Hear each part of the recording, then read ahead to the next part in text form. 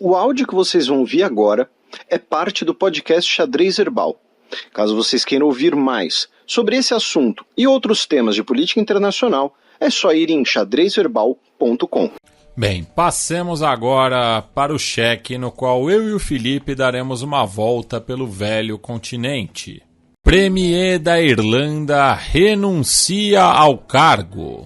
Então, meu caro Matias, os nossos vários ouvintes na Ilha da Irlanda, né, na qual se inclui o Doutor Givago, que agora é tio Givago, em homenagem a eles, né, eles sempre brincavam, né, que às vezes a gente, né, as pronúncias do gaélico não são, né, não são tão naturais assim pra gente, né? Mas então, em homenagem a eles, eu ouvi 20 vezes aqui a pronúncia, tá? Então, o Taoiseach, eu acho que é mais ou menos isso, o Taoiseach, né, que é o Taoiseach, né? Leo Varadkar renunciou essa semana. A gente falou do Oscar, né, na edição passada. Eu acho que todo mundo descobriu que, na verdade, a pronúncia, né, do protagonista de Oppenheimer, do ator, é Cillian Murphy, né? Ah, não é Cillian, né? Não é Cillian, Cillian Murphy. E fala que ele é britânico, pra você ver a cara dele. Vai ser a mesma cara. Ele vai olhar, vai dar aquela rolada de olhos pra cima. E só pra constar, ó, no último mês, nós tivemos 1.173 downloads na Irlanda. Se a gente dividir esse número por 4, pensando que assim, são as mesmas pessoas ouvindo todos os episódios, isso dá quase 300 ouvintes na Irlanda. Então, assim, vocês já podem realizar um Orcontro aí, um Xadrez Herbal Dublin, né? Manda umas fotos pra gente e tal. Aí sim você tem a cerveja verde, aí faz sentido e tal. Mas então, o Leo Varadkar renunciou. Ele que tem 2 recordes, né, na sua trajetória. 3, na verdade. Ele é o mais jovem premier irlandês da história, né, na primeira vez que ele foi premier em 2017. Ele é, né, o primeiro chefe de governo de um país da União Europeia abertamente homossexual. Ele assumiu a sua sexualidade em 2015, quando ele era ministro da Saúde na Irlanda, ele que é médico. Em 2017, quando ele foi primeiro-ministro pela primeira vez, ele tinha 38 anos de idade. E ele é o primeiro-ministro da história da Irlanda a ser miscigenado, né? Porque, como alguns dos ouvintes podem, né, notar, Varadkar não é um sobrenome irlandês, né? O pai dele é indiano, né? A mãe dele é irlandesa, o pai dele é indiano, tá? Então, ele é uma figura que já está na história da Irlanda, porém, a aprovação do governo dele está bastante baixa, tá? Especialmente pela crise de habitação que ocorre na Irlanda, tá? E assim, vamos lembrar, ele é do Fine Gael, né, que é o partido de centro-direita, né, é o partido liberal irlandês, que né, você tem o partido conservador tradicional irlandês, que é o Fianna Fáil, e você tem o Sinn Féin, que é o partido de esquerda propriamente dito. Hoje, segundo algumas pesquisas, o partido dele poderia ficar em terceiro lugar, por exemplo, nas próximas eleições, né? Ele tem enfrentado uma crise, né, de aprovação devido, como a gente falou, a essa crise da habitação. Por quê? É um pouco que a gente já falou sobre Portugal aqui, né? Portugal e Irlanda, é importante lembrar isso para as pessoas. Portugal, Irlanda e Grécia são países que sofreram 2 crises muito fortes num período de 12 anos, tá? São países que sofreram muito com a crise de 2008, né? A Irlanda, Portugal, Grécia faziam parte, né, do chamado pejorativamente, né, os PIGS, né, que eram os países europeus mais vulneráveis, e depois a crise da pandemia. Então hoje você tem na Irlanda um cenário de inflação de aluguéis, que puxa a inflação como um todo.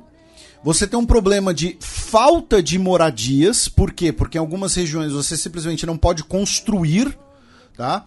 Então, assim, no centro de Dublin, você não pode fazer o que acontece, por exemplo, em vários bairros de São Paulo, que é você demole sei lá, 10 casas e constrói um prédio que vai ter 80 apartamentos. Entendeu? Você não pode fazer isso. Né? Tanto que a maioria das pessoas na Irlanda que tem uma casa própria moram nos subúrbios, né? Especialmente de Dublin. Né? Em Dublin, propriamente dito, é muito comum você ter habitações, e isso é muito comum inclusive com imigrantes, né? Habitações que são divididas por 4, 5 pessoas até. Né? Você tem pessoas sem teto, como consequência. A Irlanda está no seu recorde de pessoas sem teto. Quem chamou atenção para isso foi justamente o tio de Vago.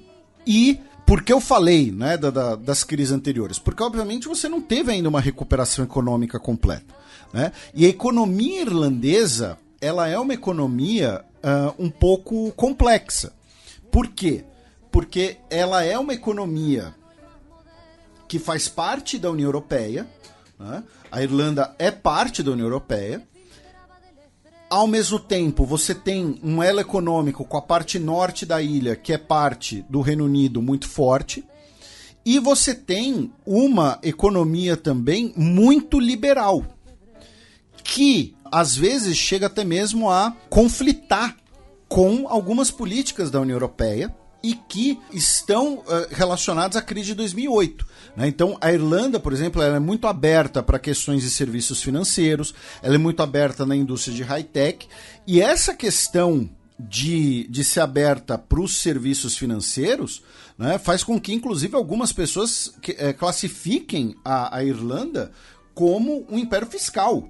Inclusive, você tem autoridades, você tem referências que classificam a Irlanda como um paraíso fiscal. Eu não tenho aqui estofo, seja teórico, seja de conhecimento, para bater o martelo se a Irlanda é ou não um paraíso fiscal. Né? Claramente não é uma Luxemburgo, não é uma ilha Jersey, tá? Mas pode ser classificada assim. Então torna a economia um pouco mais volátil, inclusive. Né? E que, repito, depois da crise de 2008, essa volatilidade ainda afeta a economia irlandesa. A economia irlandesa ali, ela se recuperou, especialmente ali 2015, 2016, estava subindo, bum, pandemia. Tá? Então, a Irlanda, ela tem um crescimento muito grande em vários setores. Porém, pensando no custo de vida da população, pensando no cidadão comum, no habitante comum da Irlanda, seja ele cidadão ou imigrante, ainda você tem várias complicações. Né? É um país que tem um IDH altíssimo, né? É um dos maiores IDHs do mundo. Tá? Você tem uma qualidade de vida sensacional, você tem tanto que atrai imigrantes, tantos imigrantes assim, né? Porém, repito, né, na estrutura da economia, ela ainda sofre alguns problemas. Tá? Tem problemas e vantagens, como em qualquer cenário econômico. Né? Então, esse cenário da economia irlandesa, de ser uma economia muito liberal, muito aberta, muito ligada à indústria da tecnologia, a gente comentou já aqui, né, que, por exemplo, o TikTok, né, por conta ali da possibilidade de sofrer sanções ou censura na União Europeia, está construindo, ou já construiu, um grande data center na Irlanda. Né? A sede do TikTok na Europa vai ser na Irlanda, por exemplo. Então, você tem uma economia que pode ser tanto muito dinâmica, quanto muito volátil, e que isso, repito, acaba afetando aspectos da vida das pessoas. Então, você tem essa crise, né, muito grande. E qual foi o estopim, então, para essa renúncia? Né? Foram as 2 derrotas nos referendos do dia 8 de março, que era uma pauta muito cara ao governo, né? Um governo que embora seja de um partido do centro-direita, né, tem bandeiras progressistas nele. O próprio Leo Varadkar, né, quando ele saiu do armário em 2015, que a gente falou, quando ele falou publicamente da sua sexualidade, foi no meio da campanha sobre o referendo do casamento entre pessoas do mesmo sexo. Então, essas 2 derrotas nos referendos, que as pesquisas que tudo indicavam que era uma vitória garantida, né, e aí você teve uma vitória conservadora, ligaram um alerta. E aí vem um esclarecimento que é importante de fazer. O que o Leo Varadkar está fazendo é muito parecido com o que ocorreu na Suécia, quando o Stephen Löfven, que era de esquerda, ele renunciou em 2021, no pós-pandemia, falando, olha só, gente, minha popularidade está em baixa, o meu partido, então, tem mais chances na próxima eleição com outra liderança. E aí nós tivemos uma eleição interna, né, no Partido Social Democrata Sueco, que elegeu a Magdalena Andersson para ser premier. O que o Leo Varadkar está fazendo agora é a mesma coisa. O Leo Varadkar está fazendo, olha gente, minha popularidade está em baixa, então o nosso partido vai ter mais chances com outra liderança. Porém, o partido, a coalizão de governo, melhor dizendo, continua, tá? E vai ocorrer agora uma eleição interna ao partido para a escolha de uma nova liderança, tá?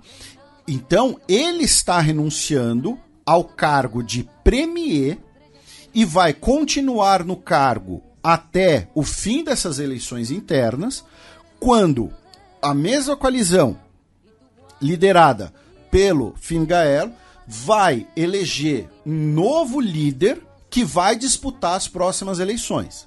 Tá? Então não é que vai ter o fim da coalizão, vai ter uma eleição agora, alguma coisa do tipo. E aí eu queria aproveitar, né, a gente falou aqui algumas vezes recentemente, né, de uma palavrinha que está banalizada por alguns comentaristas, né, de política internacional e tal, que é geopolítica. Mas tem outra palavra que tem uma galera que também que adora banalizar, porque parece mais fino, né, parece mais profundo, que é a palavra conjuntura.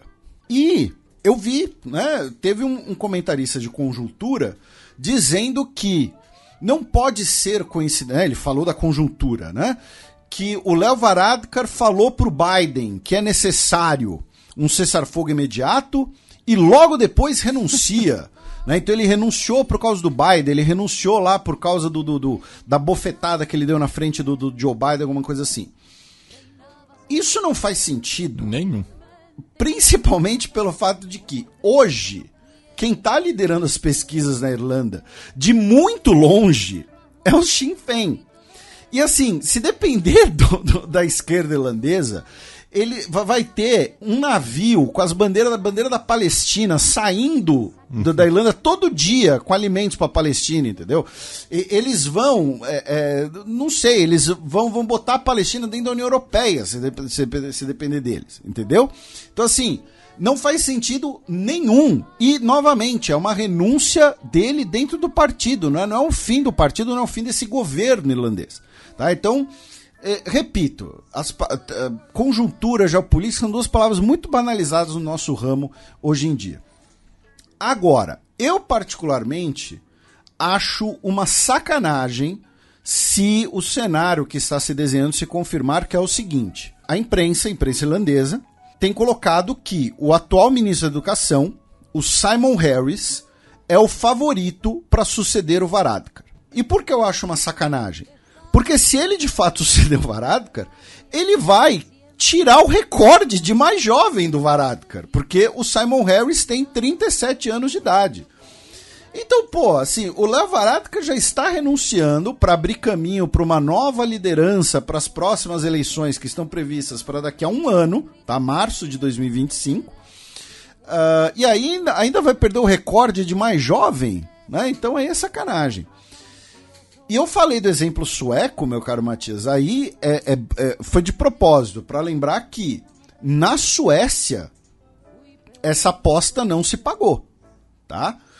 O primeiro-ministro Stefan Löfven falou, olha só, vou sair aqui para conter o avanço da direita. E a direita venceu as eleições.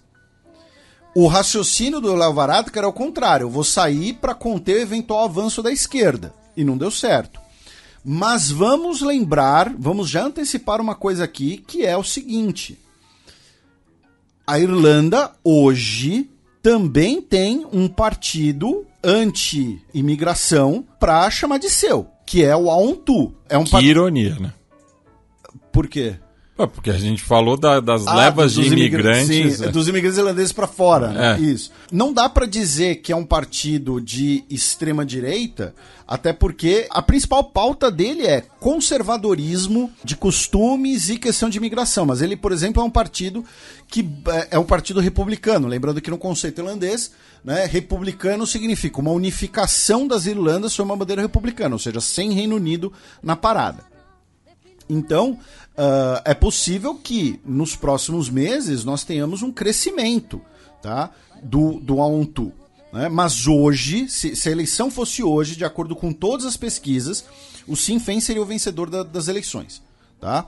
De acordo com todas as pesquisas. Lembrando, não é uma coisa que a gente já comentou aqui, é o partido que muita gente, especialmente na Irlanda do Norte, rejeita, dizendo que é o partido do IRA, porque é o partido republicano nacionalista irlandês, fundado no contexto da independência irlandesa, e que depois, né, do Acordo de Sexta-feira Santa de 98, muitos integrantes do então IRA, né, e como o Matias sempre lembra aqui, né, tem vários IRAs. Inclusive, nessa semana veio a notícia do falecimento de 2 membros do Provisional IRA, que foi a Rose Dugdale, que era britânica, inclusive, mas se engajou, né, na luta pela unificação da Irlanda, e o Percy Macaulay, ambos que foram condenados também, né, no Reino Unido. E no caso do Macaulay, ele inclusive conseguiu fugir da prisão de Brixton para a República da Irlanda e depois acabou cumprindo uma outra pena em Dublin, não relacionada à sua atividade com o grupo. Então, é basicamente isso, tá? Teremos eleição em março de 2025, ainda teremos, né, o término desse mandato, não é uma dissolução do parlamento nem nada, e tudo indica que a próxima eleição será vencida pela esquerda irlandesa, e é justamente isso que o Leo Varadkar quer evitar, né, e salvar aí o seu partido. Lembrando que a Irlanda ela tem um cenário de 3 forças, né, então mesmo que um partido cresça um pouco, né, pode acabar evitando uma vitória da esquerda, já que o partido de direita e o partido do centro-direita vão se unir para evitar, que é o cenário atual, inclusive, né, vão se unir para evitar a esquerda no poder. Cruzamos, né, para a Ilha Britânica, onde no país de Gales, o Partido Trabalhista galês realizou sua eleição interna, e o vencedor foi o Vaughan Gething, com 51,7%. Ele se torna, então, a primeira pessoa negra a chefiar o governo de Gales. Né? Ele é o First Minister of Wales. Tá? O que isso significa? Né? Tem gente dizendo que ele seria, então, o primeiro homem negro líder de um país na Europa. Porém, ao mesmo tempo, Gales não é um país soberano, né? Gales é parte do Reino Unido. Mas o curioso é, dos 4 governos do Reino Unido, 3 hoje têm líderes não brancos. Né? Na Escócia nós temos um descendente de árabes. Em Gales nós temos... Palestina, inclusive, né? A família da esposa dele. Da esposa, Da esposa dele é palestina. Em Gales, um descendente de zambianos. E ele que é miscigenado também, né? Que o pai é galês e a mãe é zambiana. E em Londres, né, no governo do Reino Unido, no governo inglês-britânico, nós temos um descendente de indianos.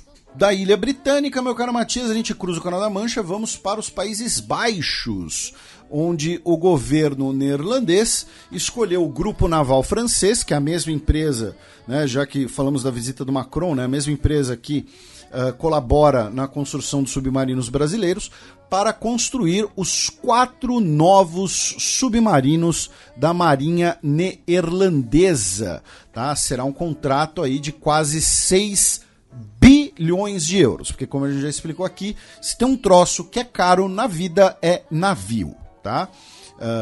E aí serve para tanto navios enormes das marinhas, quanto pro seu barquinho aí, pro seu veleiro. Tanto que tem aquele ditado, né?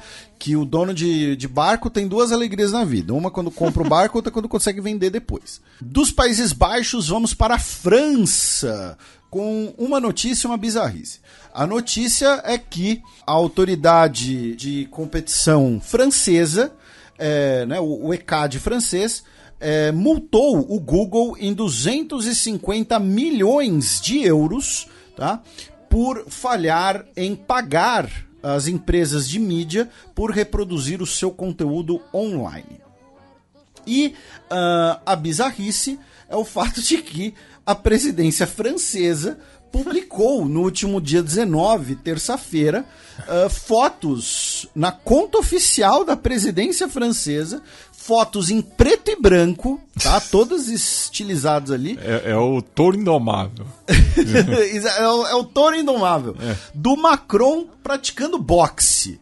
Tá? Então é isso aí, o Macron tá sem papa na língua, agora é o Macron machão, boxeador ali, bração e tudo mais, o olhar ali com o Eye of the Tiger, ele olhando o saco de pancada. Vai, desafia o Popó, vai lá. Mais um pra lista. Olha, eu não duvido que o Macron desafie o Putin pra uma trocação. Ó, quem perder fica com, quem ganhar fica com o Donbas. Então, mas enfim, é o Michael Scott de Versalhes. Pois é, né? Com todo respeito aí o senhor Macron, não ornou legal, né? Essas coisas de liderança, querer provar que é machão e tal, é sempre bizarro, né? Lembrando que a gente cresceu com o Collor... judoca. Collor judoca, piloto de caça... De jet ski. E de jet ski também. Da França, a gente pula a Espanha... Vamos para Portugal, já que foi oficializado o Luís Montenegro, né, convidado pelo presidente português, Marcelo Rebelo de Sousa, a assumir o cargo de premier e formar um governo.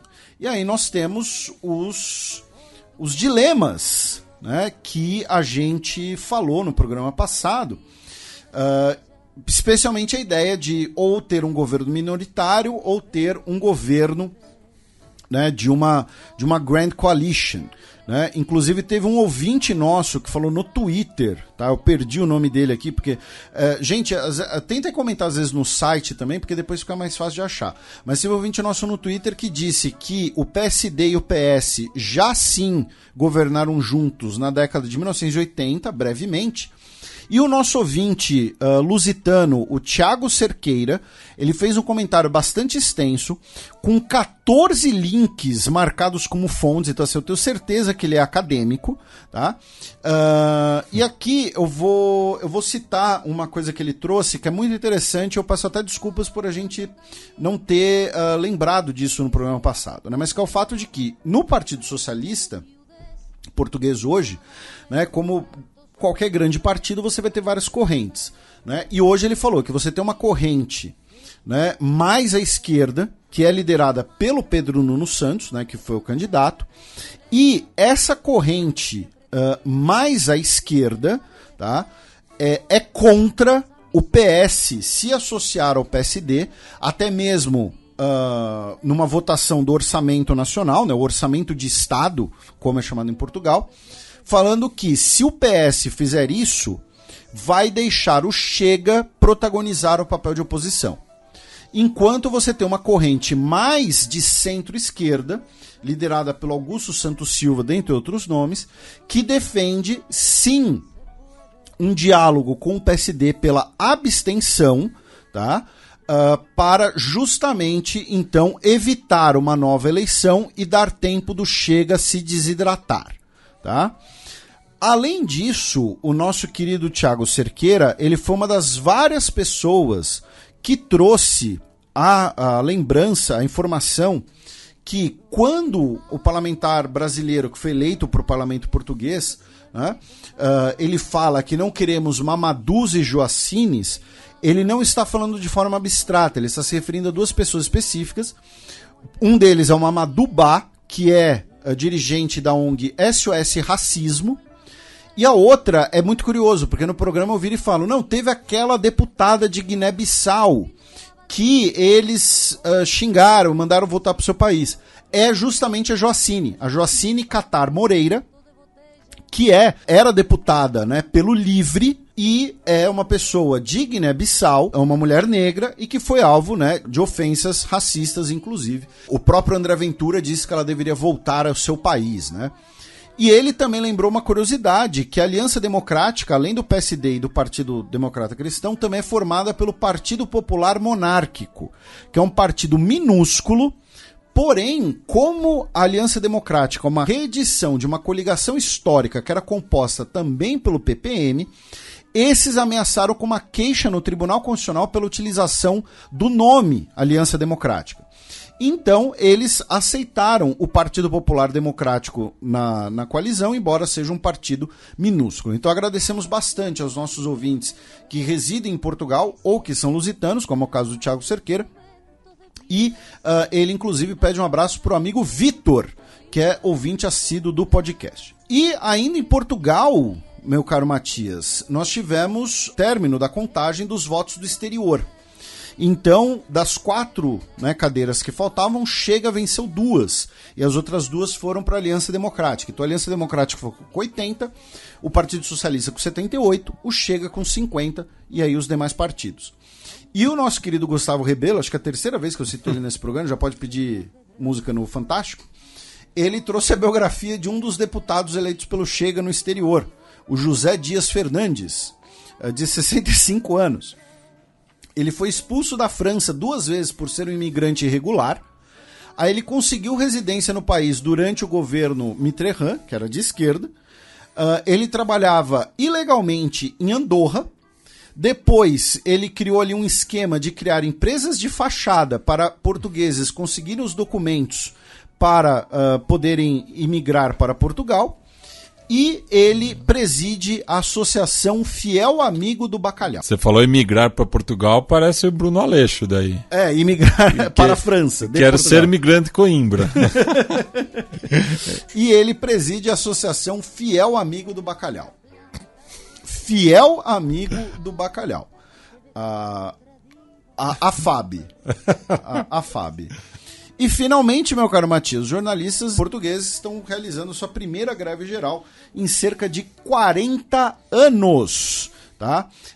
Protestando contra a precariedade e a deterioração das condições de trabalho no país.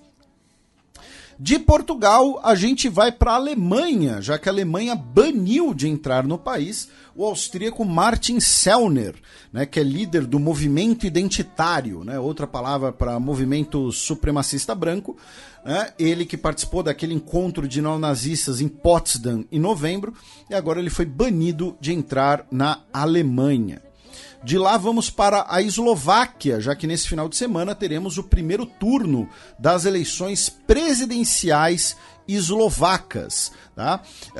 A atual presidente, a Kaptová, ela disse que não vai concorrer a um segundo mandato, tá? Embora ela pudesse. E provavelmente teremos segundo turno entre um candidato pró-União Europeia e um candidato ligado ao atual premier, consequentemente uma pessoa mais próxima da Rússia, a ver. E a partir dessa notícia a gente vai sair, né, da Comunidade Europeia. Então uma notícia geral sobre o bloco, já que hoje, né, dia 21 de março, na verdade já avançamos na madrugada do 22, mas uma notícia que saiu um pouco antes da gravação do programa, que a advogada do Tribunal da União Europeia, né, a croata Tamara Kapeta, ela pediu, né, que a corte anule a decisão em que se baseia no acordo pesqueiro entre a União Europeia e o Marrocos por não tratar do território do Saara Ocidental e das suas águas adjacentes como separados e distintos do Marrocos. O Conselho não respeitou o direito de autodeterminação do povo do Saara Ocidental, nas palavras da Kapeta, em uma das suas conclusões publicadas hoje. Lembrando, né, que a opinião da advogada-geral não é vinculante, mas o Tribunal de Justiça tem em conta na maior parte das vezes. E aí, meu caro Matias, nós vamos para a Armênia. né? Já que essa semana o premier da Armênia, o Nikol Pashinyan, disse que o seu país poderia, né, ter que lidar com uma guerra caso não devolva 4 vilas azerbaijanas que estão ocupadas desde a década de 1990. O que acontece? Esses territórios, essas vilas do Azerbaijão, são pequeninos territórios, tá, que estão completamente dentro da Armênia, estão dentro de território armênio, como parte daquelas políticas, né, soviéticas de divisas que não eram pensadas para serem fronteiras externas. É o mesmo processo que ocorre, por exemplo, entre Tadiquistão e Quirguistão. Né?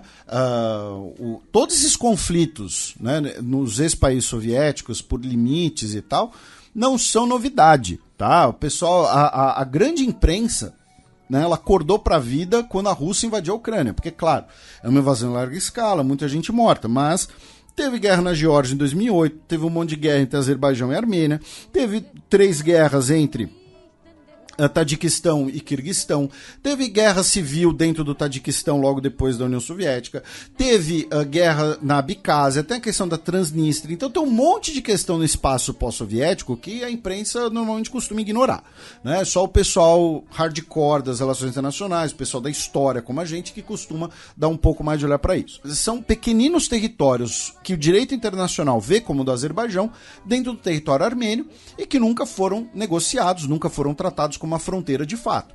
E o Azerbaijão está aproveitando o momento, que tem uma faca e o queijo na mão, devido às últimas vitórias militares, com apoio militar incondicional de Turquia e Israel, para agora falar para a Armênia: olha, Armênia, se você não devolver esses 4 territórios, né, vai ter uma guerra de novo. Né? E o grande problema é se o Azerbaijão depois exigir uma integração desses territórios, porque aí você vai ter o quê? Você vai ter uma estrada do Azerbaijão dentro de território armênio. E a Rússia, que poderia ser a mediadora dessa situação, está lavando as mãos. Por quê? Porque a Rússia quer mais criar uma crise para derrubar o governo Pashinyan, que é um governo pró-União Europeia, um governo pró o que se convencionou chamar de Ocidente, e eventualmente ter um governo pró-Rússia em Yerevan, né, para aí sim negociar, para aí sim forçar uma situação. E falando em Rússia, vamos agora justamente para as eleições russas, onde eu peço desculpas para os nossos ouvintes, porque eu errei a margem da vitória do Putin. Eu disse no programa passado que seria cerca de 78%, porque eles iam reutilizar as urnas. Mas não, foi de 88% eu dos quase votos. Acertei. Pois é, você é uma máquina. Eu falei que ia ser mais de 90%. E o eleitorado, o comparecimento eleitoral também cresceu. O comparecimento eleitoral foi de 77,5% do eleitorado. Né? Teve gente que votou 2 vezes. Não, teve gente que fugiu da Rússia para não ser alistado, mas votou mesmo assim. Né? Em segundo lugar ficou o candidato comunista, né, o Nikolai Kharitonov, com 4,3% dos votos, que foi o único candidato ali que você pode dizer que teria alguma oposição ao Putin, embora não seja uma oposição clara, né, uma oposição frontal. E aí, assim, além das piadas, vamos falar sério aqui, né? O Putin, ele é uma pessoa que tem uma imagem muito positiva, uma moral muito grande para muitas pessoas na Rússia, para dezenas de milhões de pessoas na Rússia, sim, sem dúvida nenhuma. O Putin, especialmente entre a meia-idade, digamos assim, o pessoal que era adolescente ou criança... Que nasceu no período soviético. E que pegou ali a década de 90, quando era criança, adolescente, esse pessoal vê o Putin como o cara que recuperou o orgulho da Rússia. Né? Com a Segunda Guerra na Chechênia, depois com o desenvolvimento econômico no início do século XXI, né? Quando a Rússia cresceu pra caramba e tal. É porque quem nasceu na Rússia quando era uma potência e viu tudo desmoronar nos anos 90. Isso. Os mais velhos já são um pouco indiferentes, a palavra é essa. Os mais velhos são um pouco diferentes.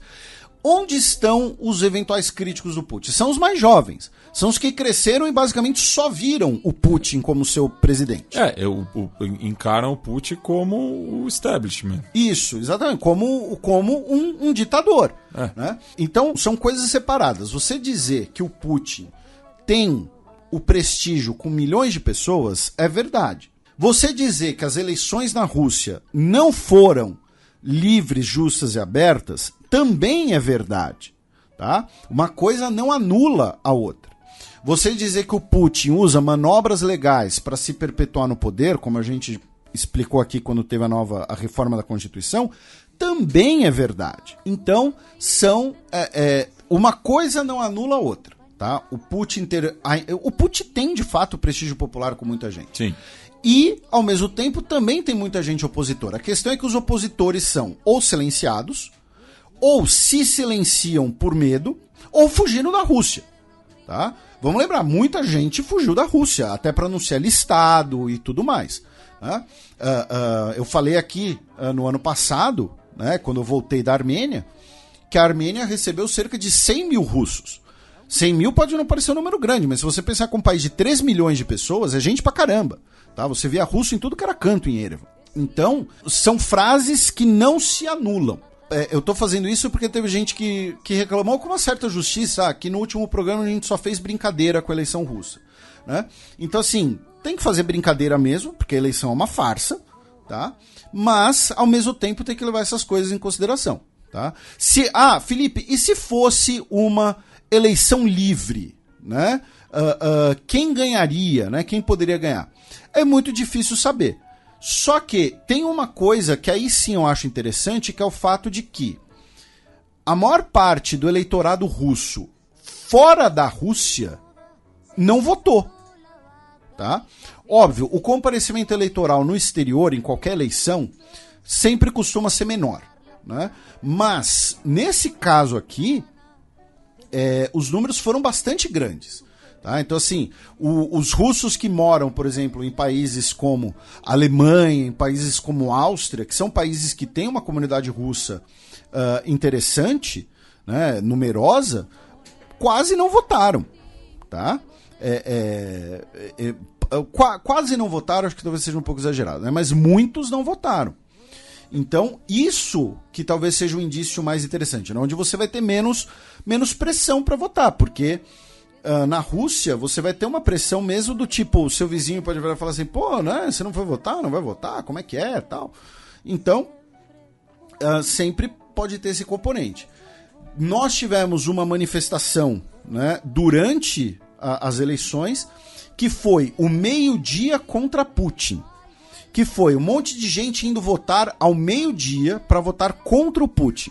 E por que ir ao meio-dia? Porque aí você vai ter tanta gente que aí cria uma fila. E aí você tem uma presença mais numerosa, né? Você vai ter ali uma fila de pessoas indo votar contra o Putin. Na embaixada russa em Erevan, justamente, você teve uma fila dando uma volta gigantesca. E a embaixada russa em Erevan, ela é enorme, tá? As duas, a embaixada russa e a embaixada dos Estados Unidos em Erevan são bizarramente grandes. Em Berlim, também teve uma fila gigantesca, e aí teve gente com camiseta do Navalny e tudo mais. Nós tivemos pelo menos 3 episódios na Rússia em que as pessoas foram votar ao meio-dia e jogaram tinta na urna, como protesto.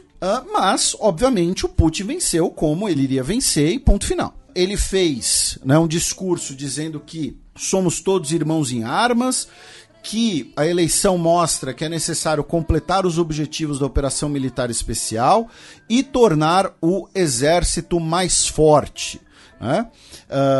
Ele disse que somos a favor de negociações, mas não porque o inimigo está ficando sem munição. Né? E pela primeira vez ele falou publicamente, né, do apoio, assim, ele já havia mencionado publicamente, mas agora ele pela primeira vez defendeu publicamente a ideia de uma zona tampão, ou seja, ali você ter uma região ucraniana que seja terra de ninguém, digamos assim, né, que seja uma administração paralela. Ele depois, né, no dia seguinte, teve o evento que a gente mencionou no programa passado, né, de você ter o evento dos 10 anos da anexação da Crimeia, né, e esse evento, inclusive, contou com os governadores russos das regiões anexadas. Então, assim, o discurso dele, pós-vitória eleitoral, foi basicamente girando em torno da Ucrânia e de colocar a economia mais ligada para a guerra. Né? E isso, no médio e longo prazo, pode ser um problema. Vamos lembrar que essa é uma das razões da grande crise econômica que a União Soviética passa na década de 1980. A União Soviética, em determinado momento, colocava 14% do seu PIB na indústria armamentista. E, ao contrário do que os Estados Unidos faziam, por exemplo, que, né, num sistema capitalista, a indústria bélica acaba refletindo na indústria do consumo. Na União Soviética, esse impacto demorava a chegar. Né? Então, assim, você tem o departamento de defesa dos Estados Unidos, liga numa empresa e fala, empresa, eu quero desenvolver uma tela sensível ao toque. Tá? Se a empresa vir e falar, tá aqui, toma aqui, Pentágono. Aí o Pentágono vir e fala, poxa, se as empresas quiserem usar isso daqui, vamos vender para elas também, né? Então vai lá, a Apple licencia e faz o iPhone. Tá? Dando um exemplo bem besta, mas mais recente. Então você tem uma indústria completamente voltada, muito mais voltada para a guerra, no médio e longo prazo pode ser muito complicado. Além disso, ainda durante as eleições, meu caro Matias, a Ucrânia disparou drones contra Moscou e cidades perto da fronteira nos dias das eleições, e o Serviço de Inteligência Militar da Ucrânia afirmou que teria conseguido hackear os sistemas da votação eletrônica da eleição russa. Tá? Lembrando que na votação russa você podia votar online, inclusive. Tá? Você não necessariamente precisava... Você podia votar no papel ou podia votar online. Tá? Você tinha as duas opções. Você tinha as duas opções porque o resultado já estava garantido. Internacionalmente, né? Nós tivemos, obviamente, os países da União Europeia, a Ucrânia e os Estados Unidos rejeitando os resultados eleitorais. Tivemos Xi Jinping, Kim Jong-un parabenizando a Rússia, parabenizando Putin, o Ebrahim Raisi parabenizou Putin também. E o Brasil, via o Mauro Vieira, né, parabenizou a Rússia pelas eleições em clima de tranquilidade. Tá? Vejam só, o que o governo brasileiro falou foi que as eleições ocorreram em clima de tranquilidade. Não falaram parabéns para o Putin, pelo menos não até o momento. Embora provavelmente vá falar em algum momento. Né? Mas o Itamaraty falou, olha só, a eleição foi tranquila, legal, isso é bom. Né? Foi basicamente isso. Moldova expulsou um diplomata russo que foi responsável por coordenar uma sessão de votação na Transnistria. Tá? Então, assim, a Rússia botou uma urna lá na Transnistria e falou, olha só, pessoal, vocês têm cidadania russa, vem votar aqui. E Moldova virou e falou, então, isso daí é meu território. E aí o representante russo falou, você que pensa. O diálogo é liberdade poética. E ainda na Rússia, né, uma notícia triste, uma notícia negativa. No ano passado a gente comentou que a Rússia, né, classificou a ideologia LGBT, né, como um movimento extremista. E aí agora 2 pessoas foram presas por extremismo. Né? Eram 2 gerentes de um bar LGBT e que foram presos agora, enquadrados nessa lei que não tem razoabilidade nenhuma. Aí, meu caro Matias, vamos para a guerra na Ucrânia, começando com as notícias da guerra propriamente dita. Tá? Na última sexta-feira, dia 15 de março, a Rússia realizou ataques com mísseis a Odessa, que deixaram pelo menos 20 pessoas mortas. E fizeram, tá, o secretário de defesa do Reino Unido, o Grant Shapps, a cancelar sua visita a Odessa. Tá? A gente comentou aqui uma semana atrás, né, que o primeiro-ministro da Grécia, quando eu estava em Odessa, um míssil atingiu ali 600 metros onde ele estava. E agora o secretário de defesa do Reino Unido desistiu de visitar a cidade. A Ucrânia, por sua vez, retaliou, atingindo refinarias que ficam na região de Syzran, 850 quilômetros de Moscou. E aí eu vou ser babaca e vou levantar a plaquinha. Por quê? Porque essa semana a Reuters, tá, publicou que satélites da SpaceX são alvo para a Rússia. Tá? Também noticiou que o Pentágono e a SpaceX, a empresa do Elon Musk, assinaram um contrato de 1,8 bilhão de dólares para desenvolver uma rede de satélites espiões. vocês ouviram isso primeiro aqui no Xadrez Herbal, tá? Dentre todos os veículos de imprensa, porque isso era uma coisa que estava circulando só em meios especializados, tá? Só em meios acadêmicos especializados, vocês ouviram isso primeiro no Xadrez Herbal, e eu vou ser bem babaca de defender o nosso trabalho aqui, porque às vezes a gente recebe muita crítica, muita extensão de saco, então a gente precisa defender o nosso trabalho também, por isso que eu ando meio azedo, tá? Uma ouvinte nossa disse que tem ouvido os nossos primeiros programas, ela disse que a gente era menos... A gente fazia mais brincadeiras, enfim, tá? A gente era menos compromissado, ela falou assim. Um pouco tem também, né, desses anos todos, às vezes a gente acaba ficando meio... Sisudo. Pois é, né? Outro dia você até desabafou no Twitter, com o cara veio encher seu saco na DM, enfim. A República Tcheca anunciou essa semana que conseguiu levantar cerca de 300 mil projéteis de 155 milímetros para enviar para a Ucrânia, usando diversos contatos internacionais. O governo russo oficializou a troca no comando, tá, da frota do Mar Negro, depois dos diversos afundamentos, né, em que a Ucrânia afundou navios russos, e vou repetir, navio é um troço caro. Nessa semana, o Oblast de Belgorod suspendeu aulas, tá, devido à ameaça de um eventual ataque ucraniano contra a região. Lembrando, o Oblast de Belgorod fica bem na fronteira entre Rússia e Ucrânia. O governo francês negou ontem uma alegação do chefe da inteligência russa, né, o Sergei Narskin, que afirmou que a França estaria se preparando para enviar 2.000 militares para a Ucrânia. E a França negou essa possibilidade.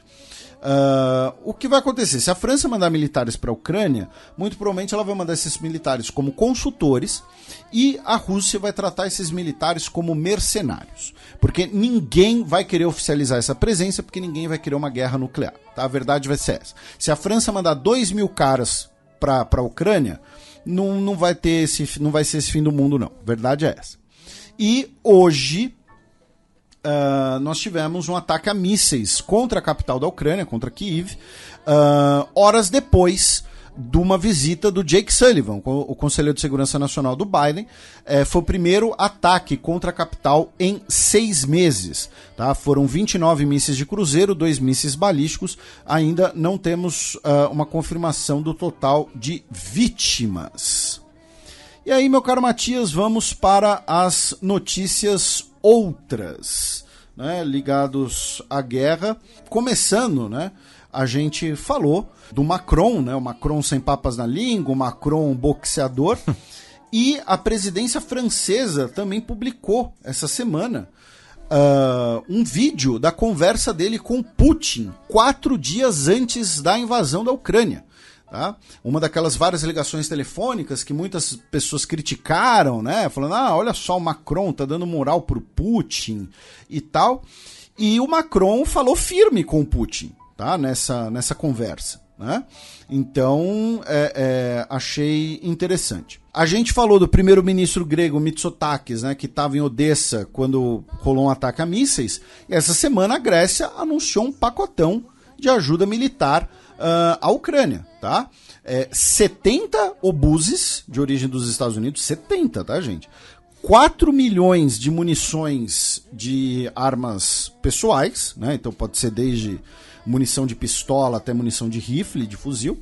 90 mil munições de artilharia, 180 foguetes de um modelo, de um foguete antitanque, e 2.000 foguetes de 5 polegadas. Então, bastante munição vinda da Grécia, tá?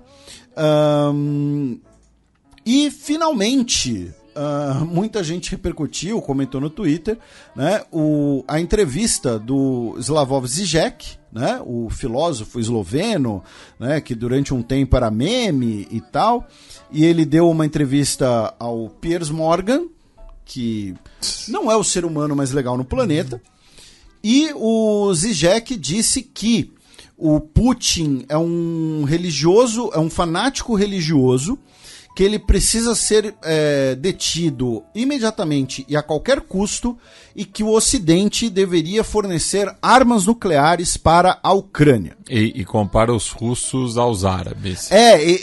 Bem lembrado, né? Ele consegue ser racista em dobro. Ele disse que os russos estão fanáticos como os árabes.